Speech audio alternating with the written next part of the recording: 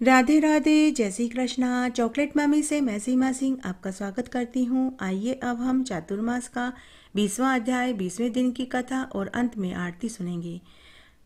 अब तक हमने 19 अध्याय सुने हैं।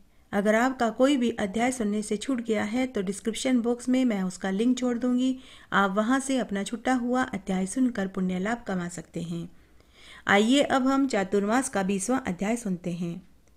शूद्र कहने लगा कि हे ऋषिवर, चातुर्मास के प्रारंभ होते ही देवता किस कारण से वृक्षों में आकर वास करते हैं, यह मुझको अत्यंत ही आश्चर्य प्रतीत होता है। कृपा करके मुझे विस्तार से बताइए कि किस किस वृक्ष में कौन कौन से देवता का वास होता है।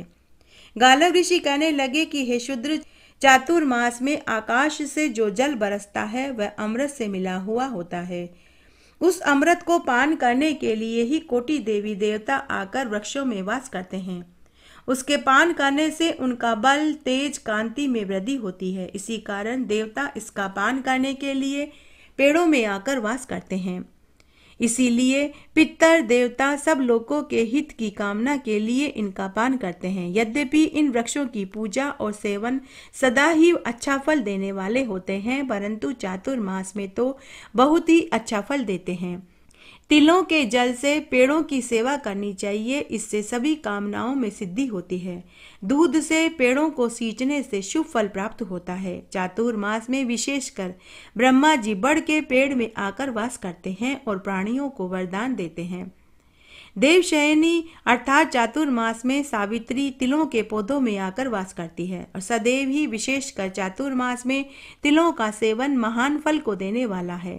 तिल अत्यंत ही पवित्र धर्म कार्यों के साधक है, शत्रु के विनाश कारक हैं, पापों का नाश करने वाले हैं, मुक्ति और भुक्ति को देने वाले, सभी पुण्य कर्मों में काम आने वाले हैं। तिलों का धान्य देव धान्य कहलाता है, इसीलिए तिलों का दान सब दानों में उत्तम है। यदि सोने के पात्र में तिल रखकर दान किया जाए तो ब्रह्म हत्या जैसे पाप भी धुल जाते हैं। विशेषकर चातुर्मास में तिलों के तर्पण से पितर तृप्त हो जाते हैं। इस वास्ते तिलों का दर्शन करने, स्पर्श करने और खाने से मनुष्य का शरीर शुद्ध हो जाता है। तिल के पौधे का दर्शन करने और स्पर्श करने मात्र से ही पापों का नाश हो जाता है। चातुर्मास में जौ का सेवन भी उत्तम है। चातुर्मास में जौ के तर्पण से देवता, पितर, ऋषि प्रसन्न होते हैं। आम के वृक्ष में चातुर्मास में प्रजापति आकर वास करते हैं। आम के वृक्ष में देवी देवता आकर वास करते हैं। बरगद के वृक्ष में निम्न गंधर्व आदि, गुलर के पेड़ में यम, खजूर के पेड़ में वरुण, बेर के पेड़ में रुद्र, ताल के पेड़ में सप्तऋषि, जामुन के पेड़ में कृष्ण भगवान वास करते हैं। चातुर्मास में इन पेड़ की सेवा करके ब्राह्मणों को उनकी स्त्रियों सहित भोजन कराना चाहिए। ऐसा करने से भगवान बहुत जल्दी संतुष्ट होते हैं और लक्ष्मी जी उनकी मदद करती है। उस दिन मनुष्य एक समय भोजन करे। चातुर्मास में 9 ग्रह भी अपने अपने पेड़ों में आकर वास करते हैं, जैसे सूर्य आंख में, चंद्रमा ढाक में, मंगल खेरी के पेड़ में, बुध डंगा अपामर्ग में, बृहस्पति पीपल में, शुक्र गूलर में, शनिचर शमी में, राहु दुर्वा में और केतु कुशा में आकर वास करते हैं। इनकी पूजा सेवा से मनुष्य शुभ फल को प्राप्त होता है तथा अशुभ का नाश होता है। इन पेड़ों की पूजा करने, सींचने से मनुष्य मुक्ति को पाता है। इन पेड़ों में ब्रह्मा, विष्णु, शिव तीनों देवताओं का वास है। सभी देवता अपनी पत्नियों सहित इन पेड़ों में आकर वास करते हैं, मनुष्य को शुभ फल देने आते हैं।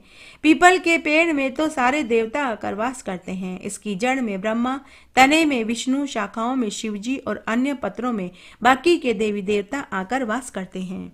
अलग अलग पेड़ों में भगवान का वास होता है। चातुर्मास में इन पेड़ों की पूजा का अक्षय फल मिलता है। तुलसी, केला, आंवले के पेड़ में माता लक्ष्मी और विष्णु जी का वास होता है। इनकी रोज पूजा करने से घर में धन, धान्य, सुख, वैभव में वृद्धि होती है। बरगद और बैल के पेड़ में महादेव जी का वास होता है। मनोकामना पूर्ति के लिए इनकी पूजा करनी चाहिए। शमी के पेड़ में शनिदेव का वास होता है। शनिवार के दिन सरसों के तेल का दीपक शमी पेड़ के नीचे जलाने से शनि महाराज की कृपा बरसने लग जाती है। जीवन के सभी दुख दूर हो जाते हैं। कदम के पेड़ में लक्ष्मी जी का वास होता है। धार्मिक मान्यता के अनुसार कदम के पेड़ के नीचे यज्ञ हवन करने से माता लक्ष्मी की विशेष अनुकंपा बरसने लग जाती है।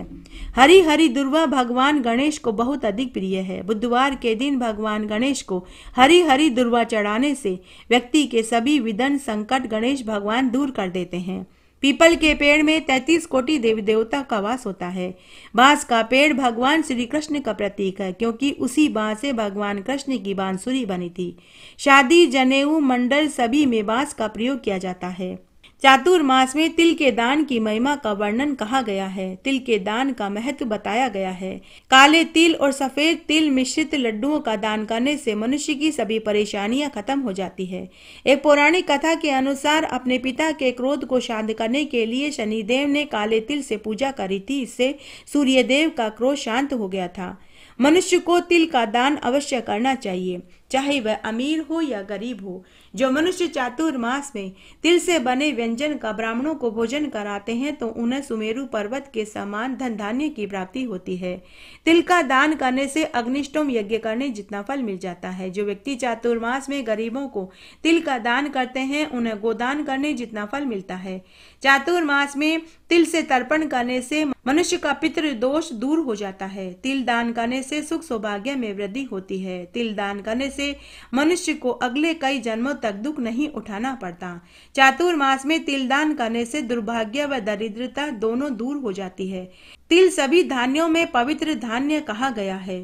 तिल से स्नान करने, तिल का उपटन करने, तिल का हवन करने, तिल का तर्पण करने, तिल का भोजन करने, तिल का दान सबसे श्रेष्ठ है। जो मनुष्य चातुर्मास में तिल का दान करते हैं उनकी सभी गलतियां, सभी पाप भगवान विष्णु माफ कर देते हैं। चातुर्मास में तिल का दान करने से घर परिवार में खुशहाली बढ़ती है। काले तिल का दान सभी दानों में शुभ फल देने वाला बताया गया है। पितरों को तृप्त करने वाला, देवताओं ऋषि मुनियों को काले तिल का तर्पण करने से वे प्रसन्न हो जाते हैं। काले तिल व कुशा से पितरों को तर्पण करने से पितरों को वैकुंठ का वास मिलता है। कहते हैं कि तिल भगवान के पसीने से व कुशा रोम से उत्पन्न हुई थी, इसीलिए तिल सर्वश्रेष्ठ है। तिल को देव धान्य कहा गया है। तिल बिना श्राद्ध कर्म अधूरा माना जाता है। मान्यता है कि तिल का दान सोने के दान के बराबर जितना फल देता है। बिना तिल के पितर जल ग्रहण नहीं करते। चातुर्मास में किसी भी चीज का दान करें, लेकिन तिल हाथ में जरूर रखें, इससे दान सफल अक्षय फल हो जाता है। श्राद्ध में पितरों के निमित्त जल में काले तिल डालकर तर्पण करने के पीछे की यह मान्यता है कि काले तिल को देवताओं का अन्न कहा गया है। जल की मुक्ति का साधन बताया गया है। शास्त्रों में मान्यता है कि काले तिल की एक मुट्ठी दान करने से 100 किलो सोना दान करने जितना फल देता है। इसलिए जल के साथ काले तिल से पितरों को तर्पण करने से पितरों की आत्मा को तृप्ति प्राप्त होती है। शास्त्रों में कहा गया है कि अगर कुंडली में पितृदोष है तो अमावस्या के दिन पितरों को काले तिल से तर्पण देने से पितृदोष दूर हो जाता है। साथ ही अमावस्या को सरसों का तेल, तिल, चावल, जूता, छाता, चने की दाल, काले उड़द की दाल, अन्न, वस्त्र आदि दान करने से पितृदोष से मुक्ति मिल जाती है। पितृदोष से मुक्ति के लिए सावन मास की अमावस्या के दिन 5 ब्राह्मणों को भोजन में काले तिल के व्यंजन जरूर कराने चाहिए। बोलिए लक्ष्मी नारायण भगवान की जय। आइए अब हम चातुर्मास के स्नान की एक पवित्र कथा का श्रवण करते हैं। एक बार एक गांव में एक बुढ़िया माई अपने 5 बेटा बहुओं के साथ रहती थी। बुढ़िया माई के 4 बेटे अमीर थे तो छोटा बेटा बड़ा ही गरीब था। तब एक बार जब चातुर्मास का महीना लगने वाला था तो बुढ़िया माई ने अपने 5 बेटा बहुओं को बुलाया और पूछा कि मुझे चातुर्मास का स्नान करना है, कौन इस जिम्मेदारी को उठाएगा। तो 4 बड़े बेटा बहुओं ने इनकार कर दिया और कहा कि माँ हमारे पास समय नहीं है। तब 5वें बेटा बहू ने अपनी माँ से कहा कि माँ हमारे पास तो समय ही समय है। बेटे ने कहा कि माँ मुझे कभी मजदूरी मिलती है कभी नहीं मिलती। तो बहू बोली कि माँ मेरी शादी को 10 बरस हो गए हैं, मुझे भी अभी तक कोई औलाद नहीं हुई, मेरे पास तो समय ही समय है। इस बहाने हम दोनों का भी चातुर्मास का स्नान हो जाएगा। उसके बाद जब चातुर्मास का महीना लगा तो 5वें बेटा बहू अपनी माँ को हाथ पकड़कर तालाब पर स्नान कराने लेकर के गए। लोटा भर भर कर दोनों बेटा बहू ने अपनी माँ को स्नान कराया। फिर बेटा बहू ने खुद स्नान किया।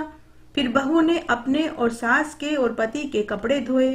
एक थैली में उन कपड़ों को रख कर अपनी माँ को मंदिरों में दर्शन कराए। घर आकर सूर्य नारायण भगवान को अर्घ्य दिलवाया, तुलसी जी को सींचा, दिया बाती करवाई।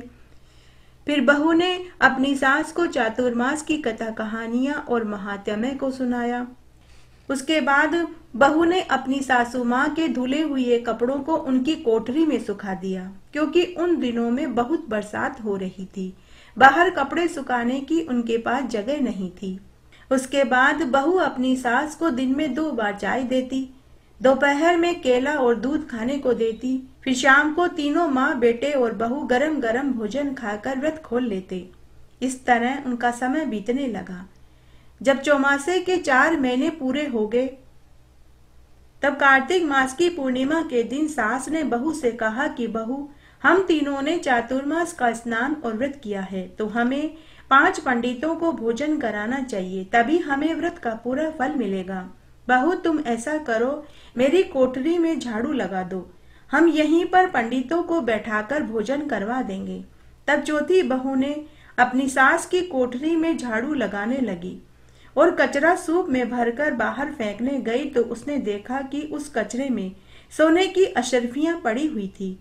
बहू ने ले जाकर वो सोने की अशर्फियां अपनी सास को दे दी। सास बोली कि बहू, ये सोने की अशर्फियां कहाँ से आई?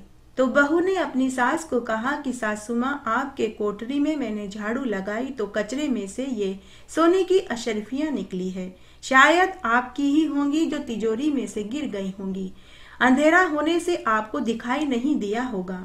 तब सास अपनी बहू से बोली कि बहू, मेरे पास तो कोई सोना चांदी नहीं है, तेरे ऊपर तो चातुर्मास के देवता टूटे हैं। यह सुनकर दोनों सासू बहू की खुशी का ठिकाना नहीं रहा। तब बहू सोने की अशर्फियां सास को देने लगी तो सास ने कहा कि बहू, इस पर तो तेरा हक है, यह तेरी मेहनत के और सत का फल है। उसके बाद बहू ने खुशी खुशी उन सोने की अशर्फियों को रख लिया। उस दिन बहू ने स्वादिष्ट पकवान बनाए, 5 पंडितों को भोजन खिलाया और उन्हें खूब दान दक्षिणा दी। चातुर्मास में सास को स्नान कराने के फल से उन्हें कई खुशखबरियां मिली। एक तो बुढ़िया के बेटे को सरकारी नौकरी मिल गई।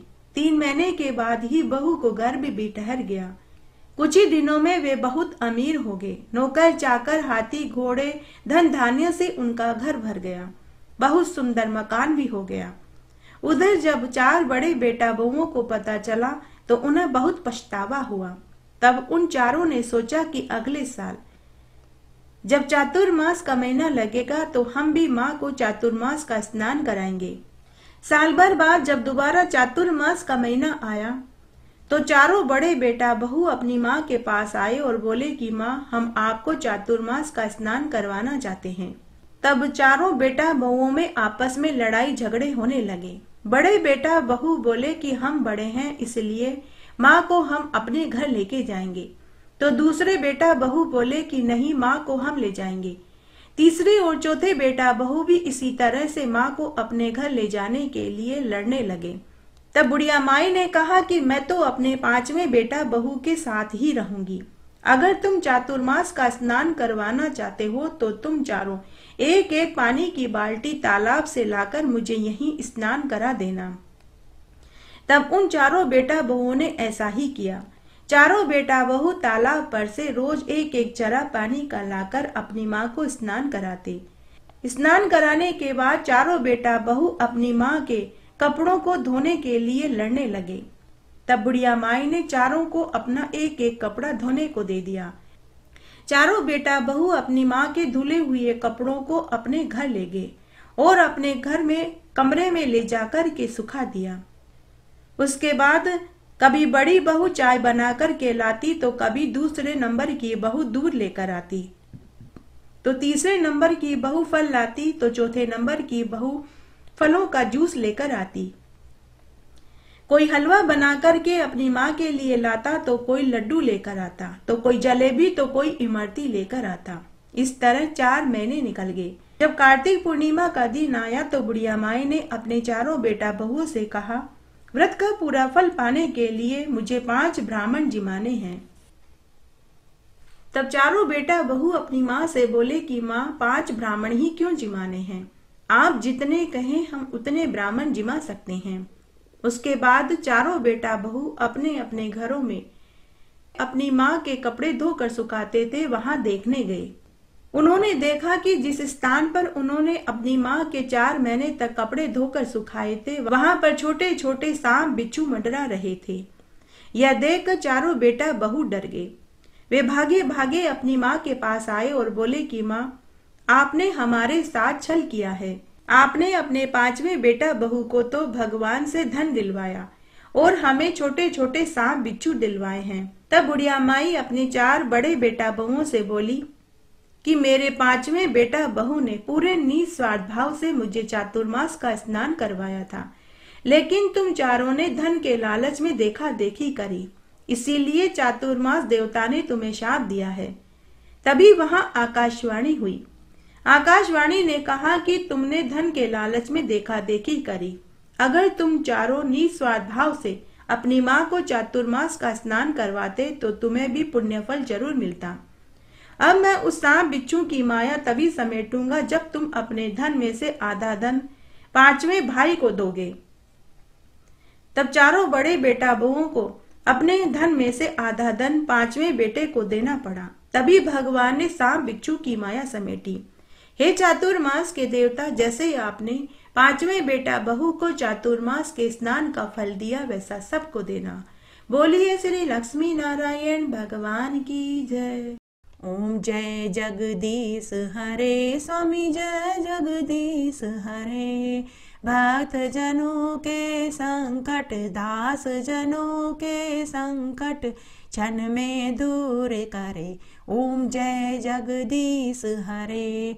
जो ध्यावे फल पावे, दुख बिन से मन का, स्वामी दुख बिन से मन का। सुख संपत्ति घर आवे, कष्ट मिटे तन का। ओम जय जगदीश हरे। मात पिता तुम मेरे, शरण गऊं किसकी, स्वामी शरण गऊं किसकी। तुम बिन और न दूजा, आस करूं जिसकी। ओम जय जगदीश हरे। तुम पूर्ण परमात्मा, तुम अंतर्यामी, स्वामी तुम अंतर्यामी। पार ब्रह्म परमेश्वर, तुम सबके स्वामी। ओम जय जगदीश हरे। तुम करुणा के सागर, तुम पालन करता, स्वामी तुम पालन करता। मैं मूरख खल कामी, कृपा करो भरता। ओम जय जगदीश हरे।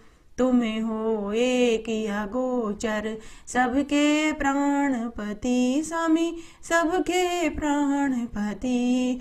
किस विध मिलूं दया मैं, तुम्हें को मैं कुमति। ओम जय जगदीश हरे।